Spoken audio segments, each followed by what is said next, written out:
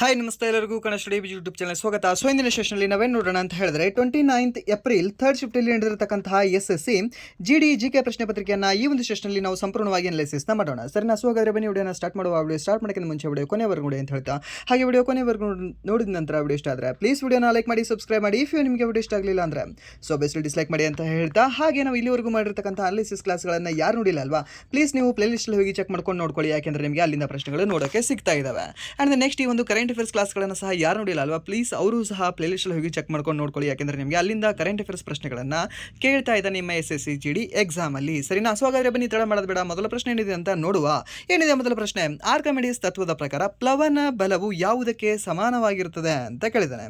ಯಾವುದಕ್ಕೆ ಸಮಾನವಾಗಿರುತ್ತದೆ? ಗಾಳಿಯಲ್ಲಿನ ವಸ್ತುವಿನ ತೂಕಕ್ಕೆ ಸಮಾನವಾಗಿರುತ್ತದೆ, ವಸ್ತುವಿನ ಘನಫಲಕ್ಕೆ, ಸ್ಥಳಾಂತರಗೊಂಡ ದ್ರವದ ತೂಕಕ್ಕೆ ಮತ್ತು ಸ್ಥಳಾಂತರಗೊಂಡ ದ್ರವದ ಸಾಂದ್ರತೆಗೆ ಅಂತ ಕೊಟ್ಟಿದ್ದಾನೆ. ಸೊ ಇದಕ್ಕೆ ಸರಿಯಾದ ಉತ್ತರ ಯಾವುದಾಗುತ್ತೆ? ಸೊ ಇದಕ್ಕೆ ಸರಿಯಾದ ಉತ್ತರ ಬಂದ್ಬಿಟ್ಟು ಆಪ್ಷನ್ ಸಿ ಅಂತ ಹೇಳ್ತೀವಿ. ಸ್ಥಳಾಂತರಗೊಂಡ ದ್ರವದ ತೂಕಕ್ಕೆ ಸಮನಾಗಿರ್ತದೆ ಯಾವುದು ಈ ಒಂದು ಪ್ಲವನ ಬಲ ಅನ್ನೋದು ಯಾವುದರಲ್ಲಿ? ಈ ಒಂದು ಆರ್ಕಿಮಿಡೀಸ್ ತತ್ವದ ಪ್ರಕಾರ ಅಂತ ಹೇಳ್ತೇವೆ. ಸೊ ಇದನ್ನ ನೆನ್ಪಿಟ್ಕೊಳ್ಳಿ, ಇದು ಸಹ ನಿಮಗೆ ಕೇಳುವ ಚಾನ್ಸಸ್ ಇರುತ್ತೆ. ಓಕೆ, ಆ್ಯಂಡ್ ದೆನ್ ನೆಕ್ಸ್ಟ್ ಇದರ ಒಂದು ಫಾರ್ಮುಲಾ ಏನಾಗಿರುತ್ತೆ? ಓಕೆ, ಯಾವುದೇ ಒಂದು ಬಿಯಾಂಡ್ ಫೋರ್ಸಸ್ ಒಂದು ಫಾರ್ಮುಲಾ ಏನಾಗಿದೆ sir? That is density of fluid into volume of displaced fluid ಅಂತ ಹೇಳ್ತೀವಿ ಸರ್. ಏನು ಒಂದು ವ್ಯಾಲ್ಯೂಮ್ ಆಫ್ ಡಿಸ್ಪ್ಲೇಸ್ಡ್ ಫ್ಲೂಯಿಡ್, ಹಾಗೆ ಈ ಒಂದು acceleration due to gravity means ಈ ಒಂದು ಗ್ರಾವಿಟಿ ಅಂತ ಹೇಳ್ತೀವಿ. ನೆನ್ಪಿಟ್ಕೊಳ್ಳಿ, ಯಾವುದೇ ಒಂದು ಬಿಯಾಂಡ್ ಫೋರ್ಸ್ನ ಒಂದು ಫಾರ್ಮುಲಾ ಏನು ಅಂದರೆ ಈ ಒಂದು density into volume into acceleration due to gravity ಅಂತ ಹೇಳ್ತೀವಿ. ಇದನ್ನು ನೆನ್ಪಿಟ್ಕೊಳ್ಳಿ, ಇದು equals to weight of displaced fluid ಆಗಿರುತ್ತೆ. ಓಕೆ, ಸೊ ಇದು ನಿಮ್ಗೆ ಗೊತ್ತಿದ್ರೆ ಸಾಕು. ಆ್ಯಂಡ್ ದೆನ್ ನೆಕ್ಸ್ಟ್ ಪ್ರಶ್ನೆ, ಚಂದ್ರನ ಮೇಲೆ ಒಂದು ವಸ್ತುವಿನ ತೂಕ 70 N, ಭೂಮಿಯ ಮೇಲೆ ಅದರ ತೂಕ ಎಷ್ಟು ಅಂತ ಕೇಳಿದ್ದಾನೆ. ಸರಿನಾ? ಸೊ ಬ್ಯೂಟಿಫುಲ್ ಆಗಿರ್ತಕ್ಕಂಥ ಪ್ರಶ್ನೆ ಅಲ್ವಾ? ಸೊ ಇದು ನಿಮಗೆ ಸ್ಟಡಿ ಕ್ಲಾಸಲ್ಲಿ ಹೇಳಿದ್ದೀನಲ್ಲ. ಸೊ ಏನಂತ ಹೇಳಿದ್ದೆ? ಐ ಥಿಂಕ್ 40 ಎಂದು ನಿಮಗೆ ಇದನ್ನು ಕೊಟ್ಟಿದ್ದೆ ಅಲ್ವಾ, ನಾನು ನಿಮಗೆ ಎಕ್ಸ್ಪ್ಲೇನ್ ಮಾಡುವಾಗ ಎಕ್ಸಾಂಪಲ್. ಹೌದು, 40 ಕೊಟ್ಟಿದ್ದೆ. ಸೊ 40 ಏನಾದರೂ ನಿಮಗೆ ಚಂದ್ರನ ಮೇಲೆ ಇತ್ತು ಅಂತಂದರೆ ನಮ್ಮ ಭೂಮಿಯ ಮೇಲೆ ಎಷ್ಟು ನ್ಯೂಟನ್ ಆಗಿರುತ್ತೆ ಈ ಒಂದು ತೂಕ ಅಂತ? ಎಷ್ಟಾಗಿರುತ್ತೆ? ಸರಿ, ಇಲ್ಲ ಸರ್, ಇಂಟು 6 ಮಾಡಬೇಕು ಅಷ್ಟೇ. 6 4 ಎಷ್ಟು? 24 ಅಂತ ಹೇಳಿದ್ದೆ. ಹಾಗೆ ಇಲ್ಲಿ ಸಹ ಚಂದ್ರನ ಮೇಲೆ ಕೊಟ್ಟಿದ್ದಾನೆ. ಎಷ್ಟು ಕೊಟ್ಟಿದ್ದಾನೆ? 70 N ಅಂತ ಕೊಟ್ಟಿದ್ದಾನೆ. ಆತ ಭೂಮಿ ಮೇಲಿಂದ ಕೊಟ್ಟಿದ್ದಾನೆ ಅಥವಾ ಚಂದ್ರನ ಮೇಲಿದ್ದು ಕೊಟ್ಟಿದ್ದಾನೆ? ಫಸ್ಟ್ ತಿಳ್ಕೊಳ್ಳಿ, ಏನು ಕೊಟ್ಟಿದ್ದಾನೆ? ಚಂದ್ರನ ಮೇಲೆ ಇದು ಕೊಟ್ಟಿದ್ದಾನೆ. ಸೊ ಚಂದ್ರನ ಮೇಲೆ 70 ಅಂತಂದರೆ ಭೂಮಿಯ ಮೇಲೆ ಇಂಟು 6, 7 6 42, ಓಕೆ, 420 ಅಂತ ಹೇಳ್ತೀವಿ. 420 ನ್ಯೂಟನ್. ಹಾಗೆ ನಿಮಗೇನಾದರೂ ಪ್ರಶ್ನೆ ಬದಲಾಗಿ ಭೂಮಿಯ ಮೇಲೆ 70 N ಇದ್ದು ಚಂದ್ರನ ಮೇಲೆ ಎಷ್ಟು ಅಂತ ಕ್ವಶನ್ ಮಾರ್ಕ್ ಇಟ್ಟಿದ್ದ ಅಂತಂದರೆ ಅವಾಗ ನೀವು ಏನು ಮಾಡಬೇಕಾಗಿತ್ತು? ಸರಿ, ಇಲ್ಲಿಂದ ಮೂನಿಂದ ಅರ್ತ್ಗೆ ಮಾಡಬೇಕು ಅಂತಂದರೆ ಇಂಟು 6 ಮಾಡ್ತೀರಾ. ಹಾಗೆ ಇಲ್ಲಿಂದ ಇಲ್ಲಿಗೆ ಮಾಡಬೇಕು ಅಂದರೆ ಏನಿಲ್ಲ, 1/6 ಮಾಡಿ, ಸಿಂಪಲ್, ಮುಗೀತು. ಏನು? 70 N ಡಿವೈಡೆಡ್ ಬೈ 6 ಮಾಡಬೇಕಾಗಿತ್ತು. ಸೊ ಎಷ್ಟು ಬರ್ತಿತ್ತು ನಿಮ್ಮ ಆನ್ಸರ್? 6 1 6 11 66. ಸೊ ಪಾಯಿಂಟ್ ಸಮಥಿಂಗ್ ಬರ್ತಿತ್ತು. ಸರಿನಾ? 0.6 ಬರ್ತಿತ್ತು, 11.6 ಬರ್ತಿತ್ತು ನಿಮಗೆ. ಓಕೆ, ಬಟ್ ಇಲ್ಲಿ ಆತ ಏನು ಕೇಳಿದ್ದಾನೆ? ಆತ ಚಂದ್ರನ ಮೇಲೆ ಇದೇ ಕೊಟ್ಟಿದ್ದಾನೆ. ಸೊ ಚಂದ್ರನ ಮೇಲೆ ಕೊಟ್ಟಿದ್ರೆ ಇನ್ನೂ ಈಸಿ ಆಗುತ್ತೆ, ಯಾಕಂದರೆ ಇಂಟು 6 ಮಾಡೋದು ಸಿಂಪಲ್, ನಿಮ್ಗೆ ಆನ್ಸರ್ ಬರುತ್ತೆ. ಓಕೆ, ಬಂತಲ್ಲ? ಸೊ 2 ಮಾರ್ಕ್ಸ್ ಬಂತು, ಗ್ರೇಸ್ ಮಾರ್ಕ್ಸ್ ಇದು ಒಂದು ರೀತಿ ಹೇಳೋದಾದರೆ ಫುಲ್ ಟಾಸ್ ಕೊಟ್ಟಾಗಿದ್ದು. ಓಕೆ, 6 ಹೊರಗಡೆ ಇದು. ಆ್ಯಂಡ್ ದೆನ್ ನೆಕ್ಸ್ಟ್, ಕೆಳಗಿನ ಯಾವ ಕಣಿವೆ ಅಥವಾ ದರಿ ಸಿಕ್ಕಿಮನ್ನು ಟಿಬೇಟ್ನೊಂದಿಗೆ ಸಂಪರ್ಕಿಸ್ತದೆ ಅಂತ ಕೇಳಿದ್ದಾನೆ. ಯಾವ ಕಣಿವೆ ಈ ಒಂದು ಸಿಕ್ಕಿಮನ್ನು ಟಿಬೇಟ್ನೊಂದಿಗೆ ಸಂಪರ್ಕಿಸ್ತದೆ? ಯಾವ ಕಣಿವೆ ಇರಬಹುದು ಅದು? ಸರ್ ಶಿಪ್ಕಿಲಾ, ನಾಥುಲಾ, ಜಿಲೆಪ್ಲಾ ಮತ್ತು ಬೊಮ್ಡಿಲಾ ಅಂತ ಕೊಟ್ಟಿದ್ದಾನೆ.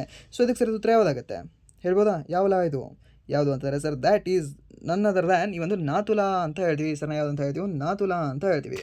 ನಾಥುಲಾ ಪಾಸ್ ಎಲ್ಲಿ ಕಂಡು ಬರುತ್ತೆ ನಿಮಗೆ? ಈ ಒಂದು ನಾಥುಲಾ ಪಾಸ್ ಕಂಡು ಬರುತ್ತೆ ನಿಮಗೆ ಈ ಸಿಕ್ಕಿಮಲ್ಲಿ ಕಂಡು ಬರುತ್ತೆ ಅಂತ ಹೇಳ್ತೇವೆ.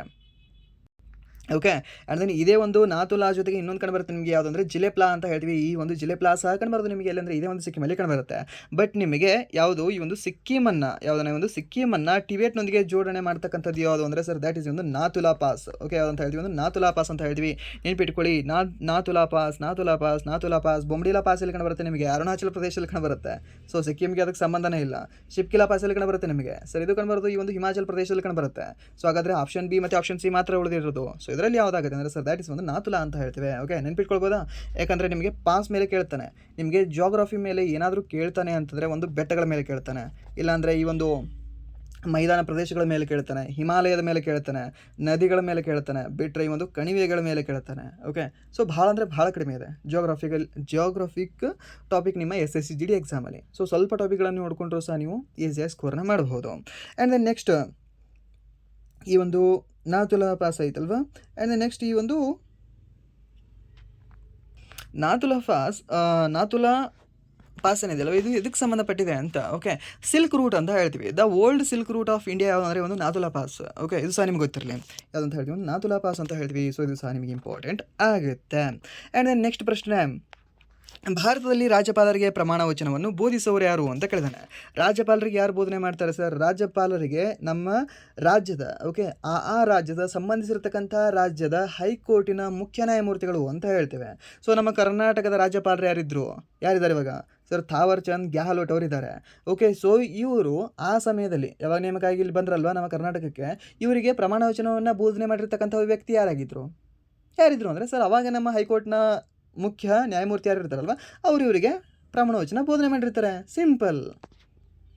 ಹಾಗಾದರೆ ರಾಷ್ಟ್ರಪತಿಗಳಿಗೆ ರಾಜ್ಯಪಾಲರಿಗೆ ಗೊತ್ತಾಯಿತು ನಿಮಗೆ ಪ್ರಮಾಣ ವಚನ ಬೋಧಿಸೋರು ಯಾರು ಅಂತ. ಸರ್ ಮುಖ್ಯ ನ್ಯಾಯಮೂರ್ತಿಗಳು ಯಾವುದೇ ಒಂದು ರಾಜ್ಯದ ಹೈಕೋರ್ಟ್ನ ಮುಖ್ಯ ನ್ಯಾಯಮೂರ್ತಿಗಳು. ಹಾಗಾದರೆ ರಾಷ್ಟ್ರಪತಿಗಳಿಗೆ ಯಾರು ಬೋಧನೆ ಮಾಡ್ತಾರೆ ಸರ್? ಇವರ ಒಂದು ಹೈಯರ್ಲಿ ಯಾರಿದ್ದಾರೆ ಸರ್? ಯಾರು ಅಂದರೆ ಒಂದು ಭಾರತದ ಮುಖ್ಯ ನ್ಯಾಯಮೂರ್ತಿಗಳು ಅಂತ ಹೇಳ್ತೀವಿ. ಸುಪ್ರೀಂ ಕೋರ್ಟ್ನ ಮುಖ್ಯ ನ್ಯಾಯಮೂರ್ತಿಗಳು, the chief justice of India ಅಂತ ಹೇಳ್ತೀವಿ. ಸೊ ಇವ್ರು ಏನು ಮಾಡ್ತಾರೆ? ಭಾರತ ರಾಷ್ಟ್ರಪತಿಗಳಿಗೆ ಪ್ರಮಾಣ ವಚನವನ್ನು ಬೋಧನೆ ಮಾಡ್ತಾರೆ. ಹಾಗಾದರೆ ಈ CMಗೆ ಪ್ರಮಾಣ ವಚನ ಬೋಧನೆ ಮಾಡ್ತಕ್ಕಂಥವ್ರು ಯಾರು ಅಂದರೆ ಸರ್ ದ್ಯಾಟ್ ಈಸ್ ಈ ಒಂದು ರಾಜ್ಯಪಾಲರು ಅಂತ ಹೇಳ್ತೀವಿ. ಎಲ್ಲಿದ್ದಾರೆ? ಇಲ್ಲಿದ್ದಾರೆ ನೋಡಿ, ಗವರ್ನರ್, ರಾಜ್ಯಪಾಲರು ಅಂತ ಹೇಳ್ತೀವಿ. ಸೊ ಇವರು ರಾಜ್ಯಪಾಲರು CMಗೆ ಪ್ರಮಾಣ ವಚನವನ್ನು ಬೋಧನೆ ಮಾಡಿದ್ರೆ PMಗೆ ಪ್ರಮಾಣ ವಚನವನ್ನು ಬೋಧನೆ ಮಾಡ್ತಕ್ಕಂಥವ್ರು ಯಾರು ಅಂದರೆ ಸರ್ ಈ ರಾಷ್ಟ್ರಪತಿಗಳು ಅಂತ ಹೇಳ್ತೀವಿ. ಹಾಗಾದರೆ ಮಂತ್ರಿಮಂಡಲಕ್ಕೆ ಯಾರು ಬೋಧನೆ ಮಾಡ್ತಾರೆ ಸರ್? ರಾಜ್ಯ ಮಂತ್ರಿಮಂಡಲಕ್ಕೆ ರಾಜ್ಯಪಾಲರೇ, ಹಾಗೆ ಒಂದು ಕೇಂದ್ರ ಮಂತ್ರಿಮಂಡಲಕ್ಕೆ ಈ ರಾಷ್ಟ್ರಪತಿಗಳೇ ಅಂತ ಹೇಳ್ತೇವೆ.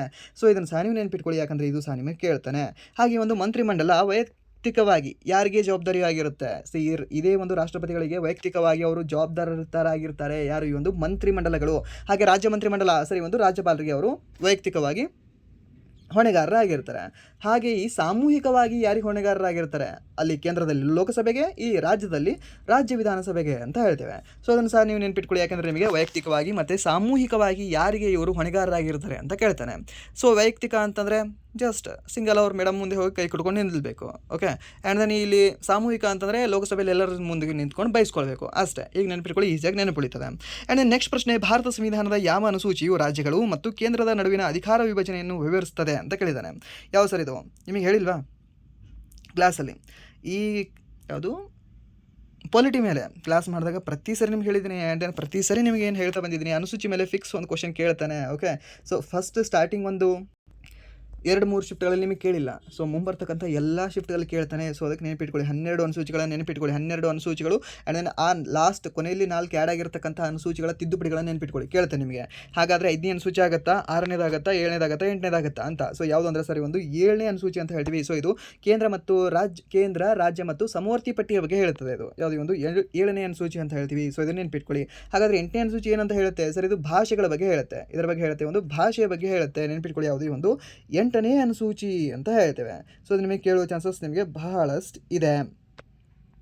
ಹಾಗಾದರೆ ಸರ್ ಇವು ಬಿಟ್ರಲ್ಲ, ಯಾವುದು 5ನೇ ಅನುಸೂಚಿ 6ನೇ ಅನುಸೂಚಿ? 5ನೇ ಅನುಸೂಚಿ 6ನೇ ಅನುಸೂಚಿ ಏನಿಲ್ಲ, ಎರಡು ಸೇಮ್ ಇದ್ದಾವೆ, ಬಟ್ ಸ್ವಲ್ಪ ಚೇಂಜಸ್ ಇದೆ ಅಷ್ಟೇ. ಏನು ಅಂತಂದರೆ ಈ ಆಡಳಿತದ ಬಗ್ಗೆ ಹೇಳುತ್ತೆ. ಎಲ್ಲಿ ಒಂದು ಶೆಡ್ಯೂಲ್ಡ್ ಏರಿಯಾಸ್ ಮತ್ತು ಶೆಡ್ಯೂಲ್ಡ್ ಟ್ರೈಬ್ ಏರಿಯಾಸ್ ಏನಿದಾವಲ್ವ, ಅಲ್ಲಿಯ ಆಡಳಿತದ ಬಗ್ಗೆ ಹೇಳ್ತಕ್ಕಂಥದ್ದು ಯಾವುದು ಅಂದರೆ ಈ ಒಂದು 5ನೇ ಅನುಸೂಚಿ ಅಂತ ಹೇಳ್ತೀವಿ. ಆ ಒಂದು ಆಡಳಿತವೇ ಅದು ಸ್ಪೆಷಲಿ 4 ರಾಜ್ಯಗಳು ಬರ್ತವೆ. ಯಾವ ರಾಜ್ಯ ಸರ್ ಇದು? ಒಂದು ATM ಸ್ಕ್ವೇರ್ ಅಂತ ಹೇಳ್ಬೋದು. ಅಸ್ಸಾಂ, ತ್ರಿಪುರ, ಮೇಘಾಲಯ ಮತ್ತು ಮಿಜೋರಾಂ ಅಂತ ಹೇಳ್ತೀವಿ. ಓಕೆ, ಯಾವುದೇ ಒಂದು ATM ಸ್ಕ್ವೇರ್. ಈ ಯಾವುದು ಅಸ್ಸಾಂ, ಮೇಘಾಲಯ, ತ್ರಿಪುರ ಮತ್ತು ಮಿಜೋರಾಂ, ಈ 4 ರಾಜ್ಯಗಳಲ್ಲಿ ಈ ಒಂದು ಅಡ್ಮಿನಿಸ್ಟ್ರೇಷನ್, ಟ್ರೈಬಲ್ ಅಡ್ಮಿನಿಸ್ಟ್ರೇಷನ್ ಬಗ್ಗೆ ಹೇಳುತ್ತೆ. ಯಾವುದೇ ಒಂದು 6ನೇ ಅನುಸೂಚಿ. ಸೊ ಇದನ್ನು ಸಹ ನೀವು ನೆನ್ಪಿಟ್ಕೊಳ್ಳಿ. ಆ್ಯಂಡ್ ದೆನ್ ನೆಕ್ಸ್ಟ್ ಈ ಒಂದು 9ನೇ ಅನುಸೂಚಿ ಬರುತ್ತೆ. ಯಾವುದು? ಭೂ ಸುಧಾರಣೆ ಅಂತ ಹೇಳ್ತೀವಿ. 10ನೇ ಅನುಸೂಚಿ ಬರುತ್ತೆ ಯಾವುದು ಸರ್? ಪಕ್ಷಾಂತರ ನಿಷೇಧ ಅಂತ ಹೇಳ್ತೀವಿ. 11ನೇ ಅನುಸೂಚಿ ಬರುತ್ತೆ ಯಾವುದು ಸರ್? ಒಂದು ಪಂಚಾಯತಿಗಳು ಅಂತ ಹೇಳ್ತೀವಿ. 12ನೇ ಅನುಸೂಚಿ ಬರುತ್ತೆ ಯಾವುದು ಸರ್? ಒಂದು ಪುರಸಭೆ ಅಥವಾ ಮುನ್ಸಿಪಾಲ್ಟಿ ಅಂತ ಹೇಳ್ತೇವೆ. ಹಾಗಾದರೆ ಇಲ್ಲಿ 7ನೇ ಅನುಸೂಚಿ ಅಂತ ಹೇಳಿದ್ರೆ ನಿಮಗೆ ರಾಜ್ಯಪಟ್ಟಿ. ಓಕೆ, ಯಾವುದು? ಕೇಂದ್ರ ಪಟ್ಟಿ, ರಾಜ್ಯಪಟ್ಟಿ, ಸಮವರ್ತಿ ಪಟ್ಟಿ ಅಂತ ಹೇಳಿದೆ. ಓಕೆ, ಇನ್ನು ಇಂಗ್ಲೀಷಲ್ಲಿ ಹೇಳೋದಾದರೆ ನಾವೇನಂತ ಹೇಳ್ಬೋದು ಸರ್? ಅದನ್ನು ನಾವು ಈ ಯೂನಿಯನ್ ಲಿಸ್ಟ್, ಸ್ಟೇಟ್ ಲಿಸ್ಟ್ ಹಾಗೆ ಕನ್ಕರೆಂಟ್ ಲಿಸ್ಟ್ ಅಂತ ಹೇಳ್ತೇವೆ. ಹಾಗಾದರೆ ಇದರಲ್ಲಿ ಎಷ್ಟು ವಿಷಯಗಳು ಕಂಡುಬರ್ತವೆ ಅಂತ ನಿಮಗೆ ಕೇಳ್ಬೋದು. ಯೂನಿಯನಲ್ಲಿ ಸರ್ ನಿಮಗೆ 97% ಮೀನ್ಸ್ 97 ವಿಷಯಗಳು ಕಂಡುಬರ್ತವೆ. ಸ್ಟೇಟ್ ಲಿಸ್ಟಲ್ಲಿ ನಿಮಗೆ ಸರ್ ಏನಿಲ್ಲ, ಫ್ಯಾನ್ಸಿ ನಂಬರ್ ಇದೆ, 66 ವಿಷಯಗಳು ಕಂಡುಬರ್ತವೆ. ಆ್ಯಂಡ್ ದೆನ್ ಕನ್ಕರೆಂಟ್ ಲಿಸ್ಟಲ್ಲಿ ನಿಮಗೆ ಅಗೇನ್ 97 ಲಿಸ್ಟ್ಗಳು ಕಂಡುಬರ್ತವೆ ಅಂತ ನಾವು ಹೇಳ್ಬೋದು. ಓಕೆ, ಇದನ್ನು ಸಹ ನೀವು ನೆನ್ಪಿಟ್ಕೊಳ್ಳಿ. ಈ ಯೂನಿಯನ್ ಲಿಸ್ಟಲ್ಲಿ ಇವಾಗ ಕರೆಂಟ್ಲಿ 100 ಆಗಿದೆ ಅನಿಸುತ್ತೆ.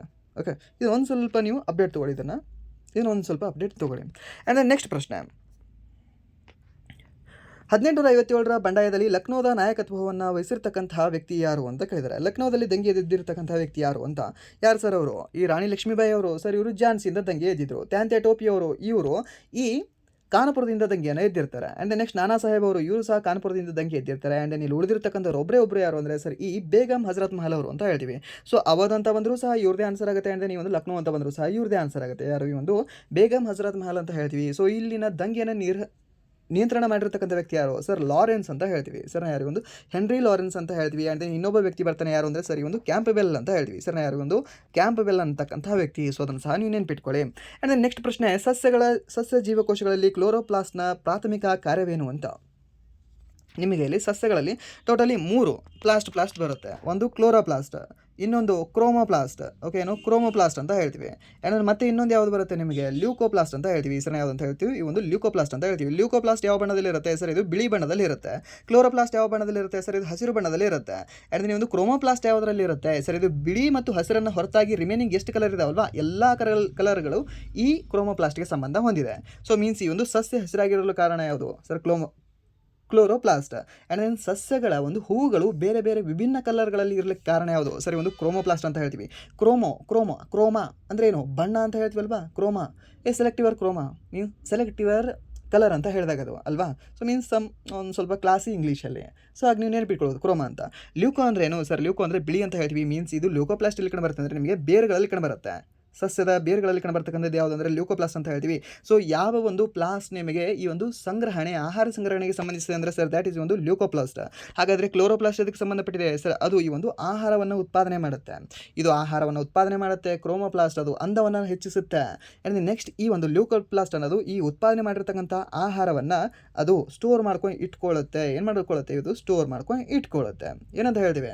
ಲ್ಯೂಕೋಪ್ಲಾಸ್ಟ್. ಓಕೆ, ಕಲರ್ ಗೊತ್ತಾಯ್ತಲ್ವ ನಿಮಗೆ? 3 ಸಹ ಐ ಥಿಂಕ್ ನೀವು ನೆನ್ಪಿಟ್ಕೊಳ್ತೀರಾ ಅಂದ್ಕೊಳ್ತೇನೆ. ಆ್ಯಂಡ್ ದೆನ್ ಸ್ವಲ್ಪ ನಿಮ್ಗೆ ಏನಾದರೂ ಟಫ್ ಲೆವೆಲಲ್ಲಿ ಕ್ವಶನ್ ಕೇಳಿದೆ ಅಂತಂದರೆ ಇದರದ್ದು ಫಾರ್ಮುಲಾ ಕೇಳ್ತಾನೆ ನಿಮಗೆ. ಯಾವುದು ಸರ್? ಈ ಒಂದು ದ್ವಿತೀಯ ಸಂಶ್ಲೇಷಣೆಯ ಒಂದು ಫಾರ್ಮುಲಾ ಏನು ಹೇಳಬೇಕು ನೀವು ಅವಾಗ sir? CO2 plus carbon dioxide plus ಯಾವುದು ಅಂತ ಹೇಳ್ತೀವಿ? ವಾಟರ್ ಅಂತ ಹೇಳ್ತೀವಿ. H2O plus light energy means ಈ ಒಂದು ಸೂರ್ಯನ ಎನರ್ಜಿ ಈಸ್ ಏನಾಗುತ್ತೆ ಇದು? ಸೊ ಇದು ಮರ್ಜ್ ಆಯಿತು ಅಂತಂದರೆ ಹೆಸರಲ್ಲಿ C6H12O6 ಆಗುತ್ತೆ. ಏನಾಗುತ್ತೆ? C6H12O6 ಆಗುತ್ತೆ. ಸೊ ಇದು ಫುಡ್ ಆಯಿತು. ಆ್ಯಂಡ್ ಇಲ್ಲಿ ಒಂದು ತ್ಯಾಜ್ಯ ಹೊರ ಹೋಗುತ್ತೆ. ಆ ತ್ಯಾಜ್ಯವೇ ಈ ಒಂದು O2 ಅಂತ ಹೇಳ್ತೀವಿ ಸರ್ನ, ಅದೊಂದು ಬೈ ಪ್ರಾಡಕ್ಟಲ್ಲಿ. ಸೊ ಹಾಗಾದರೆ ಇಲ್ಲಿ ನಾವು ಇಕ್ವೇಷನ್ನ ಸಮ ಮಾಡೋಣವಾ? ಓಕೆ, ಸಮ ಮಾಡಿದ್ರೆ ಏನಾಗ್ಬೋದು ಇಲ್ಲಿ? ಓಕೆ, ಇಲ್ಲಿ ಏನಿದೆ? ಕಾರ್ಬನ್ 6 ಇದೆ. ಓಕೆ, ಇಲ್ಲಿ ನಾವು 6 ಹಾಕ್ಕೊಳ್ಳೋಣ ಕಾರ್ಬನ್ನ. ಓಕೆ, ಆ್ಯಂಡ್ ದೆನ್ ಇಲ್ಲಿ ಏನಾಗುತ್ತೆ? ಇದು O ಅನ್ನೋದು ನಿಮಗೆ 12 ಆಗುತ್ತೆ. ಸೊ O12 ಆಗುತ್ತೆ ಅನ್ನೋ ಕಾರಣದಿಂದಾಗಿ ಇಲ್ಲೊಂದು 6 ಹಾಕೊಳ್ಳೋಣ. ಸೊ 6 + 6 ಇಲ್ಲಿ ನಿಮ್ಗೆ ಏನಾಗುತ್ತೆ ಸರ್? ಅದು 12 ಆಗುತ್ತೆ. ಓಕೆ, ಇಲ್ಲೊಂದು 6 ಇಲ್ಲೊಂದು 6 ನಿಮಗೆ. ಆ್ಯಂಡ್ ದೆನ್ ನೆಕ್ಸ್ಟ್ ಮತ್ತೆ ಇಲ್ಲಿ ನಾವು ಇದನ್ನು ಮಾಡ್ಬೋದು ಇದಕ್ಕೆ.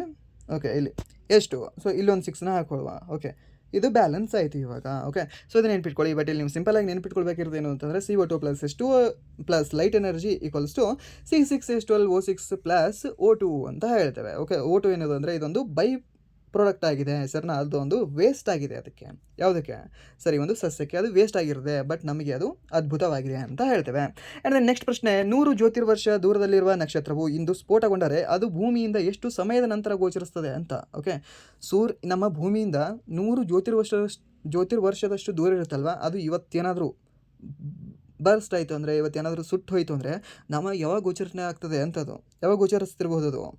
ಇಂದ ಅಥವಾ ನಾಳೆನ ಅಥವಾ ಯಾವಾಗ? 100 ದಿನಗಳ ನಂತರ 100 ವರ್ಷಗಳ ನಂತರ 1000 ವರ್ಷಗಳ ನಂತರ ಯಾವಾಗ ಆಗ್ಬೋದು? ಯಾವಾಗ ಅಂದರೆ ನಿಮಗೆ ಗೊತ್ತಿರಲಿ 100 ವರ್ಷಗಳ ನಂತರ. ಓಕೆ, ಯಾವಾಗ ಅಂದರೆ 100 ವರ್ಷಗಳ ನಂತರ. ಸೊ ಮೀನ್ಸ್ ಅವಾಗ ನೋಡೋಕ್ಕೆ ನಾವೇ ಇರಲ್ಲ. ಓಕೆ, ಸೊ ಇವಾಗ ನಾವೇನಾದರೂ ಸೈಂಟಿಸ್ಟ್ ಆಗಿ ನಾವೇ ಕಂಡುಹಿಡಿದ್ರು ಸಹ ಇವತ್ತೆಲ್ಲೋ ಒಂದು ಕಡೆ ಬರ್ಸ್ಟ್ ಆಗಿದೆ ಅಂತಂದರೆ ಅದನ್ನು ನೋಡೋಕ್ಕೆ ನಾವು ಇರೋದೇ ಇಲ್ಲ. ಓಕೆ, ಸೊ ಅದನ್ನು ನಮ್ಮ 2 ಪೀಳಿಗೆಯ ನಂತರ ಜನ ನೋಡ್ತಿರ್ತಾರೆ. ಓಕೆ, ಸೊ ಅದು ಸಹ ನಿಮ್ಗೆ ಗೊತ್ತಿರಲಿ. ಆ್ಯಂಡ್ ದೆನ್ ನೆಕ್ಸ್ಟ್ ಈ ಒಂದು ಸ್ಪೀಡನ್ನು ಅಂತ ಹೇಳ್ಬೋದು ನಿಮಗೆ.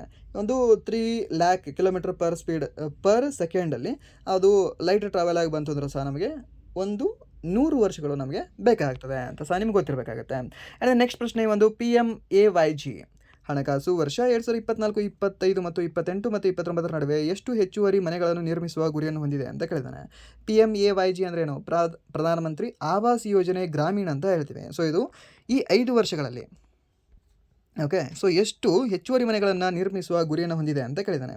ಎಷ್ಟು ಮನೆಗಳನ್ನು ನಿರ್ಮಿಸುವ ಗುರಿಯನ್ನು ಹೊಂದಿರಬಹುದು ಇದು ಹೇಳ್ಬೋದಾ? ಎಷ್ಟು ಅಂದರೆ ಸರ್ ದ್ಯಾಟ್ ಈಸ್ ಒಂದು 2 ಕೋಟಿ ಅಂತ ಹೇಳ್ತೀವಿ. 2 ಕೋಟಿ ಮನೆಗಳನ್ನು ನಿರ್ಮಿಸುವ ಗುರಿಯನ್ನು ಹೊಂದಿದೆ. ಯಾವ್ದು ಅಡಿಯಲ್ಲಿ? ಸರಿ, ಒಂದು PMAYG ಅಂತ ಹೇಳ್ತೇವೆ. ಓಕೆ, ಇದನ್ನು ಸಹ ನೀವು ನೆನ್ಪಿಟ್ಕೊಳ್ಳಿ, ಇದು ಸಹ ನಿಮಗೆ ಕೇಳೋ ಚಾನ್ಸಸ್ ಇರುತ್ತೆ. ಹಾಗಾದರೆ ಇದು ಲಾಂಚ್ ಆಗಿರತಕ್ಕಂಥ ದಿನಕ್ಕೆ ಕೇಳ್ಬೋದಲ್ಲ ನಿಮಗೆ, ಯಾವುದು? ಪ್ರಧಾನಮಂತ್ರಿ ಆವಾಸ್ ಯೋಜನಾ ಗ್ರಾಮೀಣ. ಸೊ ಇದು ಲಾಂಚ್ ಆಗಿರತಕ್ಕಂಥ ವರ್ಷ ಸರಿ 2016 ಅಂತ ಹೇಳ್ತೀವಿ. ಹಾಗಾದರೆ ಪ್ರಧಾನಮಂತ್ರಿ ಆವಾಸ್ ಯೋಜನಾ ಯಾವುದು? ಪ್ರಧಾನಮಂತ್ರಿ ಆವಾಸ್ ಯೋಜನಾ ಸಿಟಿ, ಓಕೆ, ನಗರ ಅಂತ ಹೇಳ್ತೀವಿ, ನಗರ. ಸೊ ಇದು ಯಾವಾಗ ಲಾಂಚ್ ಆಗಿತ್ತು? 2015ರಲ್ಲಿ ಇದು ಲಾಂಚ್ ಆಗಿತ್ತು. ಸೊ ಮೀನ್ಸ್ ಹಳ್ಳಿದು ಗ್ರಾಮೀಣದ ಫಸ್ಟ್ ಲಾಂಚ್ ಆಗಿತ್ತು ಅಥವಾ ಈ ಒಂದು ಸಿಟಿದು ಲಾಂಚ್ ಆಗಿತ್ತು ಫಸ್ಟ್ ಅಂತ ಹೇಳಿದ್ರೆ ಅವಾಗ ನೀವು ಹೇಳಬೇಕಾಗುತ್ತೆ ಸರಿ ಒಂದು ನಗರದ್ದು ಫಸ್ಟ್ ಲಾಂಚ್ ಆಗಿತ್ತು ಅಂತ. ಓಕೆ, ಇದು ಸಹ ನಿಮ್ಗೆ ಗೊತ್ತಿರಬೇಕಾಗುತ್ತೆ. ಆ್ಯಂಡ್ ನೆಕ್ಸ್ಟ್ ಪ್ರಶ್ನೆ, ಕಾಲ್ಬೇಲಿಯಾ ಜಾನಪದ ನೃತ್ಯವು ಯಾವ ಭಾರತೀಯ ರಾಜ್ಯದೊಂದಿಗೆ ಸಂಬಂಧ ಹೊಂದಿದೆ ಅಂತ. ಸೊ ಇದು ನಿಮಗೆ ಈ ನೃತ್ಯಗಳು ಅಂತ ಒಂದು ಕ್ಲಾಸ್ ಮಾಡಿದೆ ಅಲ್ವಾ, ನೃತ್ಯಗಳು, ಹಬ್ಬಗಳು, ಲೈಕ್ ಆ್ಯಂಡ್ ದೆನ್ ಈ ಒಂದು ಜಾನಪದ ನೃತ್ಯಗಳು ಅಂತ. ಸೊ ಆ ಒಂದು ಕ್ಲಾಸಲ್ಲಿ ಇದೆಲ್ಲ ಕಂಪ್ಲೀಟಾಗಿ ಇದೆ. ಸೊ ಅಲ್ಲಿ ನೀವು ಒಂದು ರೀತಿ ನೀವು ಪ್ಲೇಲಿಸ್ಟಲ್ಲಿ ಹೋಗಿ ಚೆಕ್ ಮಾಡ್ಕೊಂಡ್ರೆ ಈ ಒಂದು ಕಾನ್ಸೆಪ್ಟ್ ನಿಮಗೆ ಸಿಗುತ್ತೆ. ಸೊ ಯಾವ ರಾಜ್ಯ ಸರಿ ಒಂದು ಕಾಲ್ಬೇಲಿಯಾ? ಕಾಲ್ಬೇಲಿಯಾ ಅಂದರೆ ಸರ್ ದ್ಯಾಟ್ ಈಸ್ ನನ್ನ ದರದ ನೀವು ಒಂದು ರಾಜಸ್ಥಾನ್ ಅಂತ ಹೇಳ್ತೀವಿ. ಯಾವ ರಾಜ್ಯ? ಒಂದು ರಾಜಸ್ಥಾನ್. ತಿಪ್ಪಾನಿ ಯಾವ ರಾಜ್ಯ? ಸರ್ ಗುಜರಾತ್ ಅಂತ ಹೇಳ್ತೀವಿ. ಆ್ಯಂಡ್ ದೆನ್ ಈ ಒಂದು ಹೊಲ್ಲಾ ಮೊಹಲ್ಲಾ ಯಾವ ರಾಜ್ಯ? ಸರಿ ಒಂದು ಪಂಜಾಬ್ ಅಂತ ಹೇಳ್ತೀವಿ. ಗುಡಿ ಪಾಡ್ವಾ ಯಾವ ರಾಜ್ಯ? ಸರಿ ಒಂದು ಮಹಾರಾಷ್ಟ್ರ ಅಂತ ಹೇಳ್ತೇವೆ. ಓಕೆ, ಆ್ಯಂಡ್ ದೆನ್ ನೆಕ್ಸ್ಟ್ ಒಂದು ಲಂಬಾಣಿ ಯಾವುದು? ಸರಿ ಒಂದು ಮಹಾರಾಷ್ಟ್ರ ಅಂತ ಹೇಳ್ತೀವಿ. ಸೊ ಇದು ನೆನ್ಪಿಟ್ಕೊಳ್ಳಿ, ಇದು ಸಹ ನಿಮಗೆ ಕೇಳೋ ಚಾನ್ಸಸ್ ಸಾಕಷ್ಟು ಇರುತ್ತೆ. ಆ್ಯಂಡ್ ನೆಕ್ಸ್ಟ್ ಇದು ಯುನೆಸ್ಕೋ ಇಂಟ್ಯಾಂಜಿಬಲ್ ಕಲ್ಚರಲ್ ಹೆರಿಟೇಜ್ ಲಿಸ್ಟಲ್ಲಿ ಸಹ ಇದು ಸೇರ್ಪಡೆಯಾಗಿದೆ. ಯಾವುದು? ಈ ಒಂದು ಕಾಲ್ಬೇಲಿಯಾ ಅನ್ನೋದು. ಈ ಕಾಲ್ಬೇಲಿಯಾ ಅನ್ನೋದು ಆ್ಯಂಡ್ ನೆಕ್ಸ್ಟ್ ಈ ಒಂದು ಚೌ ಅಂತ ಹೇಳಿದೆ ಅಲ್ಲ ನಿಮಗೆ, ಯಾವುದು? ಒಡಿಶಾದ ಚೌ, 9ನೇ ಒಂದು ಶಾಸ್ತ್ರೀಯ ನೃತ್ಯ ಅಥವಾ ಈ ಒಂದು ಅರೆ ಶಾಸ್ತ್ರೀಯ ನೃತ್ಯ ಅನ್ನೋದು, ಅದು ಎರಡೂ ಸಹ 2010ರಲ್ಲಿ ಯಾವಾಗ 2010ರಲ್ಲಿ ಯುನೆಸ್ಕೋ ಇಂಟ್ಯಾಂಜಬಲ್ ಕಲ್ಚರಲ್ ಹೆರಿಟೇಜ್ಗೆ ಜಾಯಿನ್ ಆಗಿದ್ದಾವೆ. This is the most important question, ನೆನ್ಪಿಟ್ಕೊಳ್ಳಿ. ಈ ಮಿಡ್ ಶಿಫ್ಟಲ್ಲಿ ಅಥವಾ ಈ ಥರ್ಡ್ ಶಿಫ್ಟಲ್ಲಿ, ಓಕೆ, ಥರ್ಡ್ ಫೇಸಲ್ಲಿ ಎಕ್ಸಾಮ್ ಯಾರು ಬರುತ್ತಲ್ವ ಅವರಿಗೆ ಈ ಕ್ವಶನ್ ಯಾವುದು? ಯುನೆಸ್ಕೋ ಇಂಟ್ಯಾಂಜಬಲ್ ಕಲ್ಚರಲ್ ಹೆರಿಟೇಜಸ್ ಮೇಲೆ ಪ್ರಶ್ನೆನ ಫಿಕ್ಸ್ ಕೇಳ್ತಾನೆ. ಆ ಒಂದು ಪ್ರಶ್ನೆಯಲ್ಲಿ ನಿಮಗೆ ಈ ವರ್ಷ ಕೇಳ್ತಾನೆ ಯಾವುದು? ಕಾಲ್ಬೇಲಿಯಾದ್ದು. ನೆನ್ಪಿಟ್ಕೊಳ್ಳಿ, ಇವಾಗಲೇ ಹೇಳ್ತಿದ್ದೀನಿ 2010 ಅಂತ. ಬಿಕಾಸ್ ಯಾಕೆ ಎಷ್ಟು ಕನ್ಫರ್ಮಾಗಿ ಹೇಳ್ತಿದ್ದೀನಿ ಅಂತಂದರೆ ಪ್ಯಾಟರ್ನ್ ರಿಟರ್ನ್ ಅದಕ್ಕೆ ತೊಗೊಂಡು ಬಂದ. ಫಸ್ಟ್ 1-2 ಶಿಫ್ಟಲ್ಲಿ ನಿಮಗೆ ತೊಗೊಂಡು ಹೋಗಿದ್ದ ಇಡಿಕ್ವಿಟಿ ಲೆವೆಲಲ್ಲಿ, ಬಟ್ ರಿಟರ್ನ್ ಇವಾಗ TCS ಲೆವೆಲಲ್ಲೇ ತೊಗೊಂಡು ಬಂದಿದ್ದಾನೆ ಪ್ಯಾಟರ್ನ. ಓಕೆ, ಸೊ ಅದಕ್ಕೆ ಖುಷಿ ಪಡಬೇಕಾಗಿರ್ತಕ್ಕಂಥ ವಿಷಯವಾಗಿದೆ. ಸೊ ಅದಕ್ಕೆ ನೀವು ನೆನ್ಪಿಟ್ಕೊಳ್ಳಿ, ಯಾವುದೇ ಒಂದು ಕಾಲ್ಬೇಲಿಯಾ ಯಾವ ರಾಜ್ಯ? ಸರಿ ಒಂದು ರಾಜಸ್ಥಾನ್ ಅಂತ ಹೇಳ್ತೇವೆ. ಆ್ಯಂಡ್ ನೆಕ್ಸ್ಟ್ ಪ್ರಶ್ನೆ ಒಂದು, ಟೋಕಿಯೋ 2020 ಒಲಿಂಪಿಕ್ಸ್ನಲ್ಲಿ ಭಾರತವು ಒಟ್ಟು ಎಷ್ಟು ಪದಕಗಳನ್ನು ಗೆದ್ದುಕೊಂಡಿತು ಅಂತ. ಎಷ್ಟು ಸರ್? 5, 6, 7, 8 ಅಂತ ಎಷ್ಟು ಗೆದ್ದುಕೊಂಡಿದೆ ಹೇಳ್ಬೋದಾ? ಎಷ್ಟು ಸರ್? ಅವಾಗ ಎಷ್ಟು ಅಂದರೆ ಸರ್ 7 ಎದ್ದೇಳು ಗುರಿ ಮುಟ್ಟುವ ತನಕ ನಿಲ್ಲದ್ರು ಅಂತ 7 ಪದಕಗಳನ್ನು ಗೆದ್ದುಕೊಂಡಿದ್ರು ಸರ್. ಹಾಗಾದರೆ ಈ ವರ್ಷ ಮೀನ್ಸ್ 2024ರಲ್ಲಿ ಎಷ್ಟು ಪದಕಗಳನ್ನು ಗೆದ್ದುಕೊಂಡಿದ್ದಾರೆ ಸರ್? ಇವಾಗ ಒಂದು ಕಡಿಮೆ ಆಗಿದೆ ಸರ್. ಇವಾಗ ಒಂದು ಕಡಿಮೆಯಾಗಿ ಎಷ್ಟಕ್ಕೆ ಬಂದಿದೆ ಸರ್? 6ಕ್ಕೆ ಬಂದಿದೆ ಅಂತ ಹೇಳ್ಬೋದು ಸರ್. ಎಷ್ಟಕ್ಕೆ ಬಂದಿದೆ? ಒಂದು 6ಕ್ಕೆ ಬಂದಿದೆ. ಓಕೆ, ಸೊ ಅದನ್ನು ನೆನ್ಪಿಟ್ಕೊಳ್ಳಿ. ಹಾಗಾದರೆ ಈ ಒಂದು 7 ಗೋಲ್ಡ್ ಮೆಡಲ್ ಅಂತ 7 ಮೆಡಲ್ಗಳಂತ ಹೇಳಿದಲ್ವಾ, ಆ ಒಂದು 7ರಲ್ಲಿ ಗೋಲ್ಡ್ ಮೆಡಲ್ ಎಷ್ಟು, ಸಿಲ್ವರ್ ಮೆಡಲ್ ಎಷ್ಟು, ಬ್ರೋನ್ಸ್ ಮೆಡಲ್ ಎಷ್ಟು sir? 1 gold medal, 2 silver medal, and then 2 ಎರಡೇ 4, 1 ಎರಡೇ 2, 2 ಎರಡೇ 4, 4 ಬ್ರೋನ್ಸ್ ಮೆಡಲ್ ಅಂತ ಹೇಳ್ತೀವಿ. ಇಷ್ಟು ಮೆಡಲ್ಗಳನ್ನು ತಂದಿದ್ರು. ಓಕೆ, ಇದನ್ನು ನೆನ್ಪಿಟ್ಕೊಳ್ಳಿ. ಈ ನೀರಜ್ ಚೋಪ್ರಾ ಅವರು ಬಂಗಾರದ ಪದಕ, PV ಸಿಂಧು ಅವರು 2 ಪದಕಗಳನ್ನು ಗೆದ್ದಿರ್ತಕ್ಕಂಥ ಮೊದಲ ಮಹಿಳೆ ನಮ್ಮ ಭಾರತದ್ದು.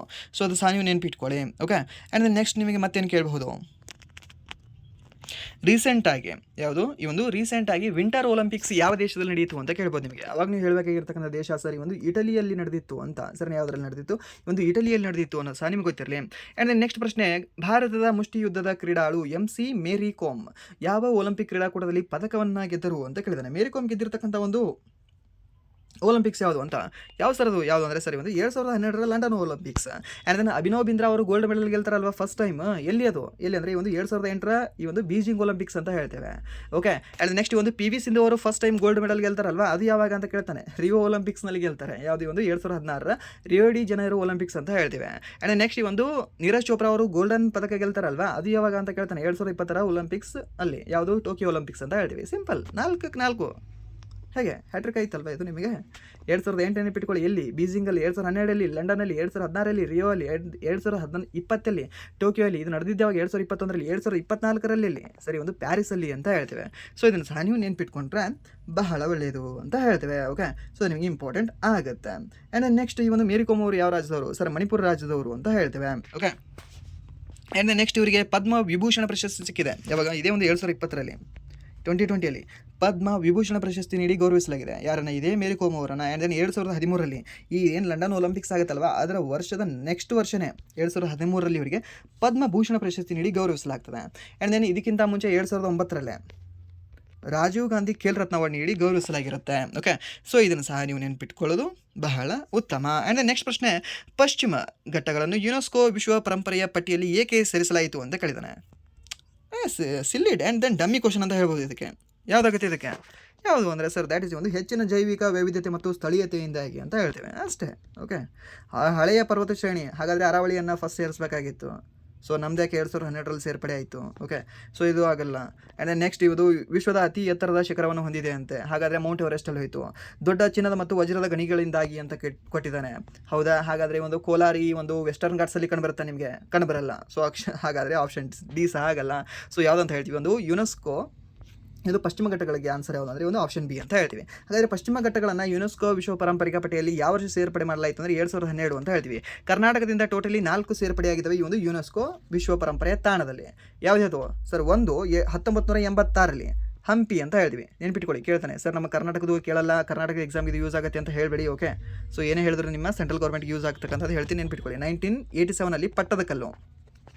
ಆ್ಯಂಡ್ ನೆಕ್ಸ್ಟ್ 2012 ಯಾವುದಂತ ಹೇಳ್ತೀವಿ ಸರ್? ದ್ಯಾಟ್ ಈಸ್ ಒಂದು ವೆಸ್ಟರ್ನ್ ಘಾಟ್ಸ್ ಅಂತ ಹೇಳ್ತೀವಿ. ನೆಕ್ಸ್ಟ್ 2023 ಹೊಯ್ಸಳರ ದೇವಾಲಯಗಳು. ಇಷ್ಟು ನೆನಪಿಟ್ಕೊಳ್ಳಿ ಸಾಕು ನಿಮಗೆ. ಆ್ಯಂಡ್ ನೆಕ್ಸ್ಟ್ ರಿಮೈನಿಂಗ್ ನೀವು ಕರೆಂಟ್ ಅಫೇರ್ಸ್ ಟಚ್ ತೊಗೊಳ್ಬೇಕಾಗುತ್ತೆ ಸ್ವಲ್ಪ. ಆ್ಯಂಡ್ ನೆಕ್ಸ್ಟ್ ಪ್ರಶ್ನೆ, ಓಕೆ, ಇಲ್ಲಿ ಹಿಂದಿದು ಕೇಳಿದಾನೆ, ಹಿಂದಿನ ಸ್ವಲ್ಪ ನೋಡ್ಕೊಳ್ಳಿ.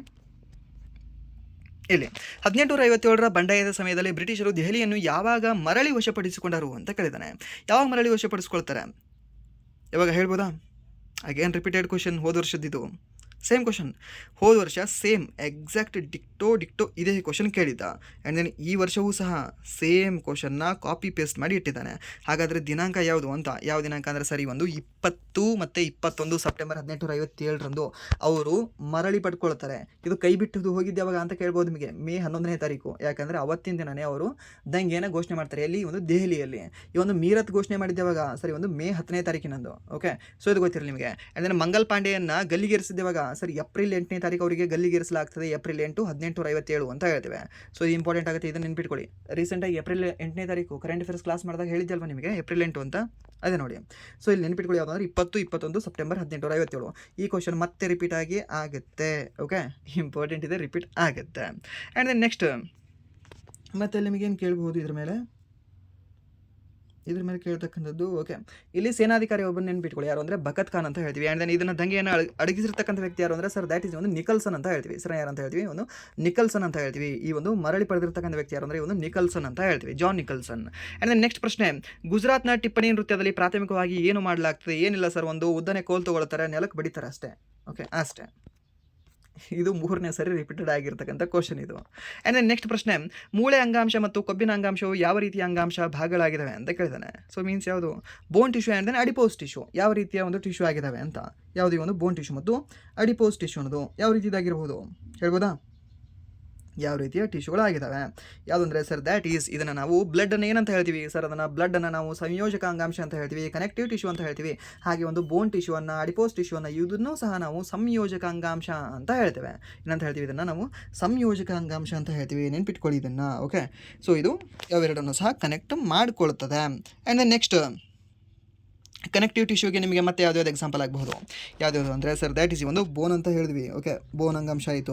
ನೆಕ್ಸ್ಟ್ ಕಾರ್ಟಿಲೇಜ್ ಅಂತ ಹೇಳ್ತೀವಿ. ಕಾರ್ಟಿಲೇಜ್ ಸಹ ಇದೊಂದು ಕನೆಕ್ಟಿವ್ ಟಿಶ್ಯೂ ಆಗಿದೆ. ಆ್ಯಂಡ್ ನೆಕ್ಸ್ಟ್ ಬ್ಲಡ್ ಅಂತ ಹೇಳ್ತಾನೆ. ಬ್ಲಡ್ ಸಹ ಇದೊಂದು ಕನೆಕ್ಟಿವ್ ಟಿಶ್ಯೂ ಆಗಿದೆ. ಆ್ಯಂಡ್ ದೆನ್ ಅಡಿಪೋಸ್ ಅನ್ನೋದು ಕನೆಕ್ಟಿವ್ ಟಿಶ್ಯೂ ಆಗಿದೆ. ಆ್ಯಂಡ್ ಇನ್ನೊಂದು ಬರುತ್ತೆ ನಿಮಗೆ ಯಾವುದು? ಎರಿಯೋಲಾರ್ ಟಿಶ್ಯೂ ಅಂತ ಹೇಳ್ತೀವಿ. ಯಾವುದೇ ಒಂದು ಎರಿಯೋಲಾರ್ ಟಿಶ್ಯೂ. ಈ ಒಂದು ಎರಿಯೋಲಾರ್ ಟಿಶ್ಯೂ ಅನ್ನೋದು ಸಹ ನಿಮಗೆ ಏನಾಗುತ್ತೆ ಅಂದರೆ ಇದೊಂದು ಕನೆಕ್ಟಿವ್ ಟಿಶ್ಯೂ ಆಗಿದೆ. ಓಕೆ, ಸೊ ಇದು ನೆನ್ಪಿಟ್ಕೊಳ್ಳಿ. ಇದು ಸಹ ನಿಮಗೆ ಕೇಳೋ ಚಾನ್ಸಸ್ ಇರುತ್ತೆ ಇನ್ ಸೈನ್ಸಲ್ಲಿ. ಆ್ಯಂಡ್ ನೆಕ್ಸ್ಟ್ ಪ್ರಶ್ನೆ, ವಿಶ್ವದಲ್ಲಿ ಅತಿ ಹೆಚ್ಚು ಮಳೆಯನ್ನು ಪಡೆಯುವ ಸ್ಥಳ ಯಾವುದು ಅಂತ ಕೇಳಿದ್ದಾನೆ. ಯಾವ ಸರ್ ಇದು ವಿಶ್ವದಲ್ಲಿ ಅತಿ ಹೆಚ್ಚು ಮಳೆಯನ್ನು ಪಡೆಯುತ್ತದೆ? ಯಾವುದು ಅಂದರೆ ಸರ್ ದ್ಯಾಟ್ ಈಸ್ ಒಂದು ಮೋಸಿನ್ ರಾಮ್ ಅಂತ ಹೇಳ್ತೀವಿ. ಮೋಸಿನ್ ರಾಮ್ಗಿಂತ ಮುಂಚೆ ಚಿರಾಪುಂಜಿ ಪಡಿತಾ ಇತ್ತು. ಆ್ಯಂಡ್ ನೆಕ್ಸ್ಟ್ ಪ್ರಶ್ನೆ, ಪಶ್ಚಿಮ ಘಟ್ಟಗಳು ಈ ಕೆಳಗಿನವುಗಳಲ್ಲಿ ಯಾವುದಕ್ಕಾಗಿ ಜಾಗತಿಕ ಪ್ರಸಿದ್ಧವಾಗಿದೆ ಅಂತ ಕೇಳಿದ್ದಾನೆ. ಸರ್ ಜಾಗತಿಕವಾಗಿ ಯಾವುದಕ್ಕೆ ಪ್ರಸಿದ್ಧವಾಗಿದೆ?